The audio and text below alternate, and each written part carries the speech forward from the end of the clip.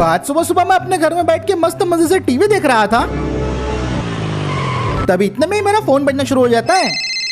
Check करता हूँ तो मालूम पड़ता है कि ये तो मेरे स्कॉर्पियो वाले दोस्त का फोन है। तो मैं उसे फोन उठा के बोलने लगता हूँ, और भाई कैसा है, बड़े दिनों के बाद याद किया। तो वो मुझे बोलने लगता है, भाई जल्दी से मेरे घर पे आ जा। ये सुन के मैं उसे बोलता हूँ कि भाई आता हूँ, लेकिन हुआ क्या है। अरे ज्यादा सवाल जवाब मत कर, जल्दी से आ। जल्दी बोलो, मतलब जल्दी, अब भी के भी आ। ठीक है भाई, मैं आ रहा हूँ, इतना बोल के मैं फोन रख देता हूँ। अब ना जाने कौन सी मुसीबत आ गई होंगी कि वो इतनी इमरजेंसी में मुझे घर बुला रहा है। वो तो पहुँच के ही पता चलेगा, तो इसलिए मैं फटाफट अपने घर से निकलता हूँ। फिर उसके बाद बाइक पे बैठ के उसे स्टार्ट कर देता हूँ, लेकिन हेलमेट लगाना तो बिल्कुल भी नहीं भूल सकते, क्योंकि पुलिस बहुत स्ट्रिक्ट हो गई है। और फिर बाइक को लेके मैं अपने घर से निकल पड़ता हूँ। अब पूरे रास्ते में काफी ज्यादा घबराया हुआ था, क्योंकि मेरा सारा ध्यान मेरे दोस्त की सेफ्टी में था। फिक्र मत करना मेरे दोस्त, मैं आ रहा हूँ। अब मैं जल्दी ड्राइव करके उसके मोहल्ले की तरफ पहुंच गया था, जहाँ पे मुझे कुछ पुलिस की गाड़ियां दिखे। पुलिस ने तो लिटरली शूटआउट में एक बंदे को मार दिया है। मुझे लग रहा था कहीं इसमें मेरे दोस्त का तो कोई लेना देना नहीं, लेकिन जैसे ही मैं अपने दोस्त के घर पहुंचा, मेरा सारा का सारा टेंशन निकल गया, क्योंकि यहाँ पे तो अलग ही सीन चालू था। हाँ, ये वाले एक पोज में ले। हाँ, एक और पोज बढ़िया। हाँ, गाड़ियाँ आनी चाहिए अच्छे से। हाँ, यहाँ ये वाला पोज भी ले, बहुत बढ़िया, एक नंबर। हाँ, ऐसे फोटो ले। अब मैं अपने दोस्त के पास जाके बोलता हूँ कि भाई क्या हुआ, तूने इतने इमरजेंसी में मुझे क्यों बुलाया। तो वो मुझे बोलने लगता है, अरे सॉरी भाई, वो क्या है ना, मैंने नई नवेली गाड़ी ली है, तो सोचा कि तू आएगा तो मैं तुझे पेड़े खिला दूंगा और हम थोड़ी पार्टी वार्टी भी कर लेंगे। तो मतलब भाई बस ये बात के लिए तूने मुझे यहाँ पे बुलाया है। अरे नहीं भाई, सिर्फ ये बात नहीं है, वो एक्चुअली ना मेरी दादा की खेती की जमीन बिकी है और मेरे हिस्से में भी तगड़ा पैसा आया है। अरे वाह भाई, क्या बात है, कांग्रेचुलेशंस। एक तुम्हारे दादा है और एक मेरे दादा थे। अब मैंने एक सेल्टोस उठा लिया, एक आईफोन भी उठा लिया, लेकिन सोच रहा कि अब पैसा इन्वेस्ट करूं। ये बात तो तेरी एकदम सही है भाई, क्योंकि पैसा जितना भी हो एक दिन जरूर खत्म हो जाता है। तो फिर तेरे पास कोई आइडिया है क्या? अब ये बात सुनने के बाद मैं उसे बोलने लगता हूँ, देख भाई, मैं अगर तेरी जगह होता तो मैं अपने पैसे से और पैसा बनाने की कोशिश करता। तेरा मतलब नहीं समझा मैं भाई। मतलब ये कि मैं सबसे पहले अपना एक बिजनेस शुरू करता। ओ अच्छा समझा, लेकिन कौन सा बिजनेस शुरू करेंगे हम? बताता हूँ ना भाई, लेकिन अभी उसके लिए तुझे मेरे साथ चलना पड़ेगा। तो ठीक है, चलो चलते हैं। अब मैं और मेरा दोस्त उसकी गाड़ी में बैठ जाते हैं, और फिर कार को स्टार्ट करने के बाद हम दोनों वहाँ से निकल पड़ते हैं। अरे वाह भाई, ये नई सेल्टोस तो काफी बढ़िया चल रही है तेरी। अरे ऑटोमेटिक गाड़ी है, बढ़िया चलनी है। एकदम सही बोल रहा है भाई। अब इन दिनों तो काफी सारे बिजनेस बूम में चल रहे हैं, लेकिन मुझे अपने दोस्त का पैसा एक ऐसे बिजनेस में इन्वेस्ट करवाना था जहाँ पे रिस्क कम हो और प्रॉफिट ज्यादा हो। भाई तू मुझे पानठेला खोलने के बारे में तो नहीं बोलेगा ना? अरे भाई पागल वागल हो गया है क्या, उसमें कौन सा प्रॉफिट है। तो फिर कहीं तू होटल या ढाबे वाबे का बिजनेस तो नहीं बोल रहा मुझे? अब इस सारी बातें सुनने के बाद मैं उसे बोलने लगता हूँ कि भाई तू अभी चुप रहे और भी कुछ भी गैस मत कर, मैं तेरे को सीधा लेके चलता हूँ अभी। अब पूरे आधा घंटा ड्राइव करने के बाद फाइनली हम उस जगह पे पहुंच गए थे जहाँ पे हमारा मेन काम था। अरे भाई थोड़ा आराम से चला ले, पैसा आ गया है इसका मतलब कुछ भी नहीं। बस भाई अब हम पहुंच ही गए। ओ भाई, ये तो कोई शोरूम लगता है। फाइनली हम अपनी मंजिल पे पहुंच गए थे। ओह, अब समझा मैं तेरा मतलब। अब हम दोनों अपनी गाड़ी से निकल के ट्रक शोरूम के बाहर आ गए थे, और फिर मैं अपने दोस्त को बोलने लगता हूँ कि भाई सारे बिजनेस फ्लॉप हो सकते हैं, लेकिन ट्रांसपोर्ट का बिजनेस ऐसा है जिसमें तुझे हमेशा फायदा ही फायदा मिलेगा। तभी उतने में उस ट्रक शोरूम का ओनर हमारे पास आ जाता है और हमें बोलने लगता है, गुड आफ्टरनून सर, क्या मैं आपकी कुछ मदद कर सकता हूँ? तो ये सुन के मैं उसे बोलने लगता हूँ कि हम यहाँ पे ट्रक्स खरीदने के लिए आए हैं। वो हमें अपना ट्रांसपोर्ट बिजनेस ओपन करना है ना, इसलिए। अगर ऐसी बात है तो आप बिल्कुल सही जगह पे आ गए हैं। चलिए मैं आपको ट्रक्स दिखाता हूँ। और इतना बोलने के बाद वो बंदा हमें ट्रक्स दिखाने लग जाता है। ये देखिए सर, हमारा सबसे most selling truck Tata Signa 5530S। ये एक ट्रेलर ट्रक है और इसके काफी सारे वेरिएंट्स आपको यहाँ पे मिल जाएंगे। नॉर्मली तो ये व्हाइट में आता है, लेकिन जो चाहिए आपको वो कलर हम दिला देंगे। BS6 इंजन मिल जाएगा, लोड कैरिंग कैपेसिटी एकदम मस्त है और अब बिल्कुल रेडी टू डिलीवर है सर जी। अब ये ट्रक तो मुझे पसंद आ गया था, लेकिन तभी ड्राइवर बोलने लगता है, ट्रक तो बहुत बढ़िया है, लेकिन मुझे ट्रेलर ट्रक नहीं चाहिए। ओके सर, मैं आपकी रिक्वायरमेंट समझ गया। तो फिर ये कैसा रहेगा? ये देखिए सर जी, टाटा सिग्ना 4830 टिप्पर ट्रक। अगर आपका कंस्ट्रक्शन या माइनिंग का वर्क है ना, तो सर जी आपके लिए परफेक्ट है। परफेक्ट सेफ्टी एक नंबर, इंटीरियर एक नंबर, फीचर्स एक नंबर। इसको WCL लेके जाओ या जमन जट्टी, हर जगह चल जाएगा। टिप्पर के साथ होना या टिप्पर के बिना, अपने पास दोनों अवेलेबल है। टोटल 16 चक्कर ट्रक है। अब जिस टाइप का बिजनेस मैं अपने दोस्त को रिकमेंड करने वाला था, उसके लिए ट्रक एकदम परफेक्ट था, और मेरे दोस्त ने भी इस ट्रक को लेने का इरादा बना लिया था। तो वो अब बोलने लगता है, इसको देख के तो मैं सोच रहा हूँ कि एक की जगह 2 ट्रक्स ले लूं, क्योंकि जितने ज्यादा ट्रक्स उतने ज्यादा प्रॉफिट होगा। ऑल राइट सर, ये तो बहुत अच्छी बात है। उम्मीद है ये ट्रक आपको पसंद आएगा। तो भाई इन ट्रक्स की प्राइसिंग क्या रहेंगी? हम 2 लेने वाले हैं, तो इनके ऊपर डिस्काउंट वगैरह कुछ हो जाएगा ना? तो मेरी ये बात सुन के वो शोरूम का मालिक बोलने लगता है, सर ये ट्रक्स ये तो आपको 70 लाख में मिल जाएंगे। वाह, इतना ज्यादा डिस्काउंट, 2 ट्रक 70 लाख में?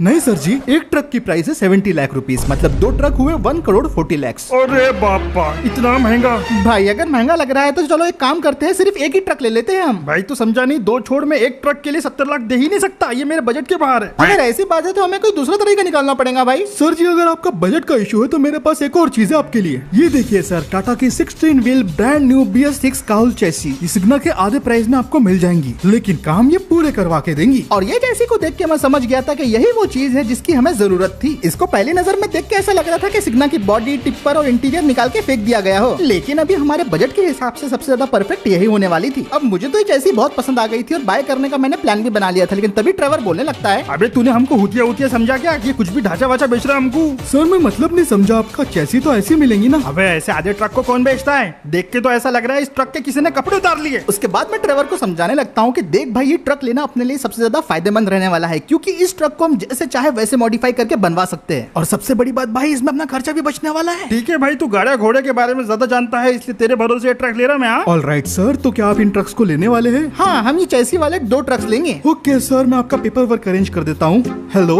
हाँ 2 टाटा चेसिस, ओके आज ही डिलीवर करने हैं। ओके ओके, हाँ बिल्कुल। अब इतने में ट्रेवर मुझसे पूछने लगा कि ऐसा कौन बंदा है जो इन ट्रक्स को अपने हिसाब से मॉडिफाई कर पाएगा, तो तभी मैं उसे बोलने लगता हूँ, बस भाई है एक बंदा, तो फिक्र मत कर। ओके ओके ठीक है, चलो सर मैंने सारे पेपर वर्क का इंतजाम कर दिया है, आप पेमेंट करके अपने ट्रक्स को ले जा सकते हैं। सारा पेपर वर्क होने के बाद हमने ट्रक्स को परचेज कर लिया था और अब हम लोग दोनों अपने अपने ट्रक्स में बैठ गए थे। और भाई कैसा लग रहा है? ऐसा लग रहा है कि ऑटो में बैठा हूँ, चलो चलते हैं। अब हम दोनों ने अपने अपने ट्रक्स को स्टार्ट किया और बिल्कुल आराम से हम शोरूम से अपने अपने ट्रक्स को ले जाने लगे। अरे वाह, इसमें तो पावर स्टीयरिंग है, क्या बात है। पहले तो हम अपने ट्रक्स को एकदम आराम से और केयरफुली चला रहे थे, लेकिन इंसान अपनी हरकतों से कभी बाज नहीं आ सकता। थोड़ी दूर आते ही हम लोगों ने ट्रक्स को रेकलेसली भगाना शुरू कर दिया था। ओहो क्या बात है, सोचा नहीं था ये इतने पावरफुल ट्रक्स होंगे। भले ये दिखने में नॉर्मल ट्रक्स लग रहे होंगे, लेकिन इनके अंदर पावर कूट कूट के भरा था। सिर्फ 10 मिनट की ड्राइव करने के बाद मालूम पड़ गया था कि पहले के मुकाबले टाटा के ट्रक्स अब काफी ज्यादा इंप्रूव हो चुके थे। हैंडलिंग, पावर, टॉर्क, हर चीज में टॉप लेवल थे। इन्हें चलाने में हमें इतना मजा आ रहा था कि हमने लिटरली रोड पे इनसे रेस शुरू कर दी थी। अब तो सोचा था कि ट्रक रेसिंग भी करनी पड़ेगी। सामने से हट जा दोस्त, मैं आ रहा हूँ। ओहो, यहाँ पे भी आगे निकलने की कोशिश कर रहा है, लेकिन इतना आसानी से नहीं। हाँ, तो कितना भी हाथ पैर मार ले, इस बार जीत मेरी होंगी बच्चे। वो तो वक्त ही बताने वाला था भाई। अब हमारी मस्ती तो ऐसी चलती रहती है चाहे कोई भी गाड़ी हो, लेकिन फाइनली हम लोग अब ड्राइव करके पहुंच जाते हैं बबलू मैकेनिक की वर्कशॉप पे, क्योंकि यही वो बंदा था जो इन ट्रक्स का पूरी तरीके से हुलिया बदल सकता था। और इन ट्रक्स को तो सिर्फ और सिर्फ बॉडी वर्क की जरूरत थी, चैसी तो इनकी परफेक्ट थी। अब हम दोनों ने ट्रक्स को गैरेज के अंदर पार्क कर दिया था और बबलू मैकेनिक फिर बोलने लगते हैं, और मूसा भाई आज तो सीधा ट्रक ही लेके आ गए तुम। अब मैं बबलू मैकेनिक को अपनी पूरी सिचुएशन समझाने लगता हूँ और ट्रेवर भी सारी बातें समझा देता है कि ट्रक्स को किस तरीके से मॉडिफाई करवाना चाहता है वो। बेसिकली हमारा एम ये था कि इन दोनों के दोनों ट्रक्स को हमें सिग्ना के अंदर ट्रांसफॉर्म करना है कम से कम प्राइस में। बबलू मैकेनिक पहले काफी देर तक सोचते हैं और फिर उसके बाद वो बोलने लगते हैं, ओके मैं समझ गया, मतलब इस चेसी के ऊपर तुम्हें सिग्ना की बॉडी और टिप्पर चाहिए, यही है ना? भाई इंटीरियर भी मिल जाए तो ठीक रहेगा। हाँ, वो चटाई वाली सीट अच्छी नहीं लगी। ठीक है, तीनों ट्रक्स मिला के 15 लाख लगेंगे,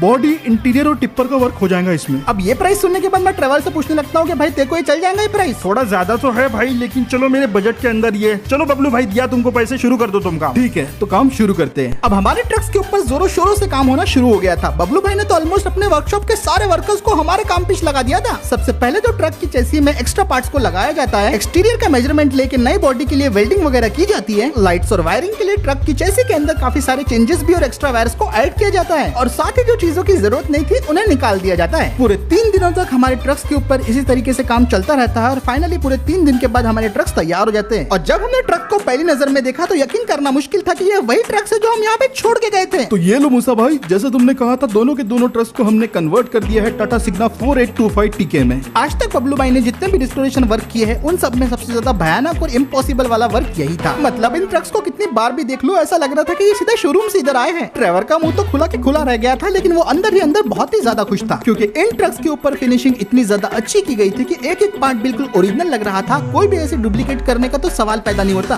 हम तो ट्रक्स को देख के अभी शौक में थे ही, लेकिन फिर उसके बाद बबलू मैकेनिक ट्रक की तरफ बढ़ते हैं और ट्रक के अंदर बैठ के उसे स्टार्ट कर देते हैं और फिर वो बोलने लगते हैं, तुम्हें ये जरूर पसंद आएगा मूसा। और फिर इसके बाद बबलू भाई इस ट्रक के वर्किंग टिप्पर का डिमॉन्स्ट्रेशन देना शुरू कर देते हैं। इस ट्रक का टिप्पर बहुत ही ज्यादा परफेक्टली वर्क कर रहा था। सिर्फ ट्रक की क्वालिटी नहीं बल्कि टिप्पर की क्वालिटी भी एकदम औसम थी, बिल्कुल ओरिजिनल ट्रक जैसे ही ये स्मूथ था और ये काफी ज्यादा बेहतरीन लग रहा था। क्या बात है बबलू भाई, क्या बात है। हाँ, मुझे मालूम था कि बबलू भाई इस ट्रक को पूरी तरीके से ट्रांसफॉर्म कर देंगे, लेकिन इतना बड़े ट्रांसफॉर्म करेंगे इस बात का अंदाजा मुझे बिल्कुल भी नहीं था। अब बबलू भाई टिप्पर को वापस बंद कर देते हैं और मेरे पास आके बोलने लगते हैं, तो कैसे लगा ट्रक्स तुम दोनों को? अगर मैं सच बोलूं तो ट्रक्स बहुत ही ज्यादा शानदार बने हैं। सच में बबलू भाई इस बार तुमने कमाल कर दिया। ठीक है, तारीफ बहुत हो गई, अब मेरा पेमेंट क्लियर कर दो। और भी कुछ जरूरी निजी मामले हैं जो मुझे निपटाने हैं। अब ट्रेवर बबलू भाई को सारी पेमेंट कर देता है और उसके बाद आ जाती है हमारे पास हमारे नए ट्रक्स की चाबी। चल भाई जल्दी चल, मैं तो अब इंतजार नहीं कर सकता। अब ट्रेवर और मैं फटाफट एक एक ट्रक के अंदर बैठ जाते हैं और ट्रेवर ट्रक को स्टार्ट कर देता है। हाँ क्या बात है, इसको कुछ बोलते हैं इंटीरियर। चल रे मूसा चल, आखिरी पहुंचने वाला बस इकट्ठा सड़ा हुआ अंडा होगा। अब हम दोनों अपने अपने ट्रक्स को लेके बबलू मैकेनिक के वर्कशॉप से निकल गए थे, लेकिन अब तो हमें ट्रक चलाने में और भी ज्यादा मजा आ रहा था। अब इन ट्रक्स की सिर्फ हैंडलिंग ही नहीं बल्कि इनका इंटीरियर भी प्रीमियम हो गया था और कोई भी गाड़ी के मुकाबले इन ट्रक्स का रोड प्रेजेंस कम माल था। अब आया ना मजा। इस बार तो नहीं जीत पाएंगे ट्रेवर। हम लोग रेस करने के चक्कर में इतने बिजी हो गए थे कि ट्रैफिक होने के बावजूद भी 100+ की स्पीड में हम ट्रक्स को भगाए जा रहे थे, जिसके चक्कर में क्रैश होते होते रह गए। अरे बाप रे, हट जा। ओए संभल के मूसा।